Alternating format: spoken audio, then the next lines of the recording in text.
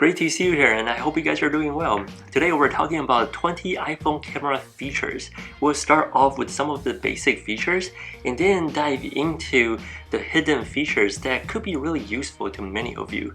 So without further ado, let's get started. Right when you open up the camera app, you'll see the shutter button. Press the shutter button and hold to access quick video record.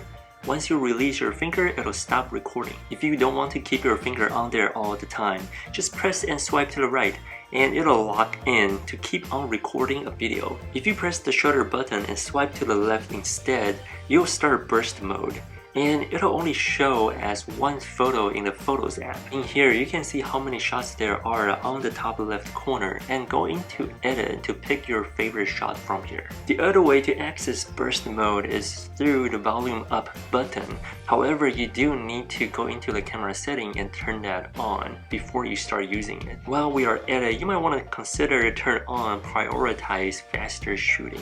Basically, the iPhone camera will adapt image processing when you rapidly press the shutter button, and it'll take less time to improve your shot, but you'll have a better chance of capturing the specific moment that you want. You can also use either of the volume button as a shutter button. If you hold on to the volume button, it'll start recording a video. Once you release it, it'll stop recording.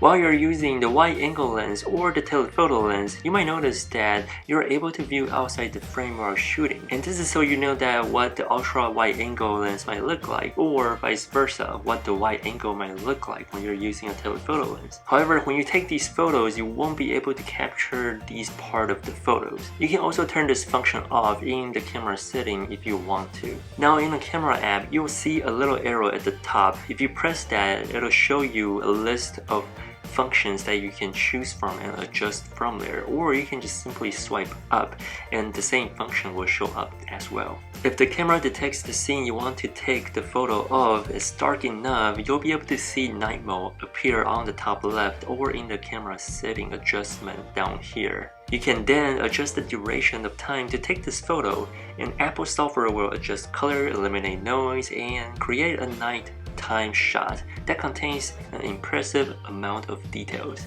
Similarly, you have live photo on the top right corner as well as the camera adjustment down here. When you have the live photo on, it captures 3 seconds of movement and sound. The first 1.5 seconds of the live photo is captured before you press the shutter button, and the other 1.5 is captured after you press the shutter. Once you have the live photo captured, you can now go to Photos, and then long press on the photo you just took. It'll start playing back the 3 seconds that you captured. If you swipe up the photo, you'll have different effects down here: live, loop, bounce, and long exposure. This is where you can get creative and post these on your social medias if you will. If you have multiple live photos, you can actually select them all and go ahead and save them as a video. This way all of your live photos will be combined together in one video. This actually reminds me of the 1 second daily vlog that was quite popular back in the days. Next up, we have aspect ratio.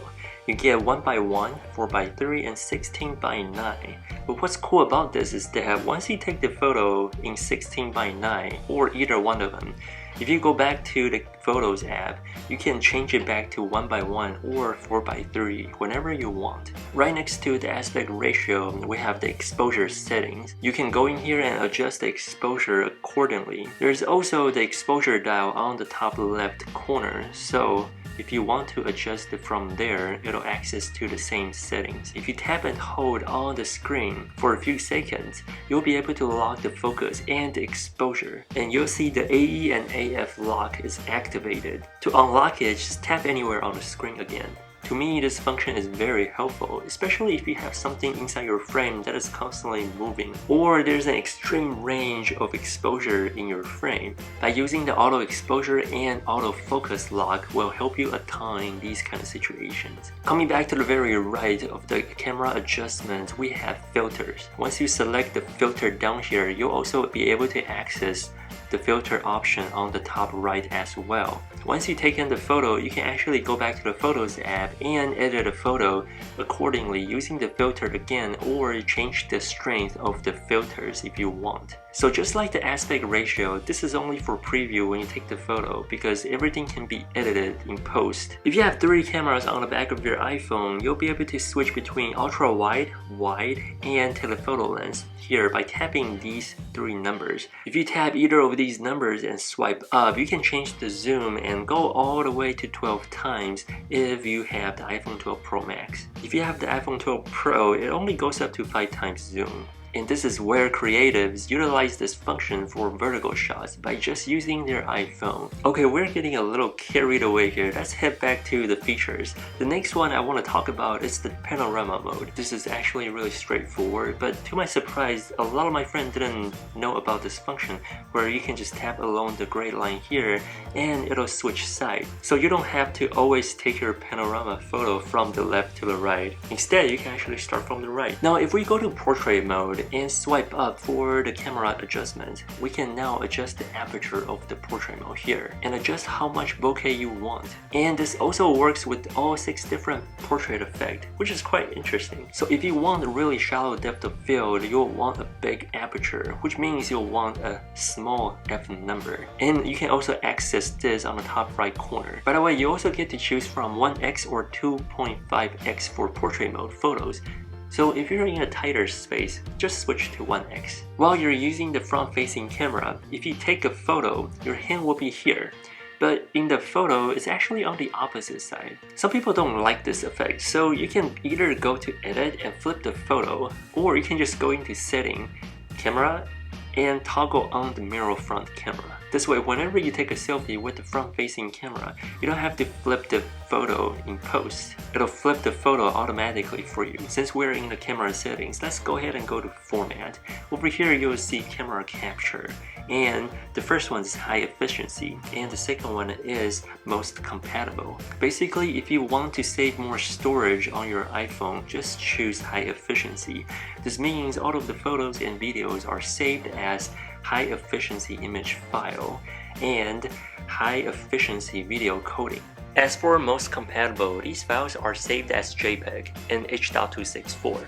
The file sizes are bigger, but it does give you an advantage while sharing or viewing the files with non-Apple devices. Hence the name Most Compatible. I recommend to go with the high efficiency because it's a newer file format. It takes up almost 2 times less space, and it shows and saves more color. Once you have the Apple ProRAW turned on here, you will be able to see the RAW button on the top right corner in the camera app. And you can turn it on or off here depending on if you like to adjust the photo in post or not. So Apple ProRAW is like iPhone's RAW photo. It combines the information of a standard RAW format along with iPhone image processing, which gives you more flexibility in post when you're editing exposure, color, or white balance in your photo. However, it does take a lot of space in your iPhone storage because each file is approximately 25 megabytes. And if you'd like to know more about it, you can head over here where I talk more about Apple RAW in depth. And for all of you photographer friends out there, if you want to keep the Apple ProRAW turned on all the time, you want to go to Preserve Settings. This is where you can preserve the last mode or the last setting rather than automatically reset in the camera app.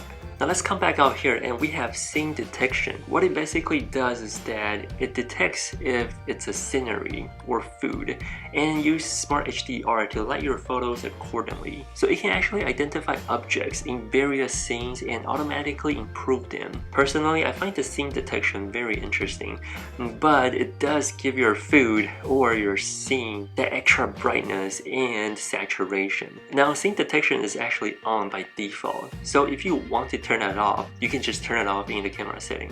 All the way down here we have Smart HDR, and this is where the computational photography kicks in and blends together the best photos. So essentially this feature takes multiple exposures before and after you hit the shutter button, and this is to capture the bright highlights, midtones, and the dark shadows, so it can combine them into a HDR photo. Okay, I got 2 more bonus for those of you who have stayed until this part of the video. They're actually not related to the camera app, but I find these 2 functions really helpful. So if you go to the Photos app, you can actually hold and tap photos and videos. Once you have them, you can drag them around to other folders that you want to put them in. This is a great way to organize your photos and video into different folders in your Photos app. As for the second one, if you want to delete all of your photos all at once, you can just select and then start dragging and just tap all the way on the top of your iPhone, and it's gonna move all the way to the top, therefore selecting all of your photos and videos, and now you can just delete them all. Alright, that is all I got for today. If you enjoyed today's video, don't forget to like, subscribe, and ring the bell on your way out. Thank you so much for watching. I'll see you guys in the next one.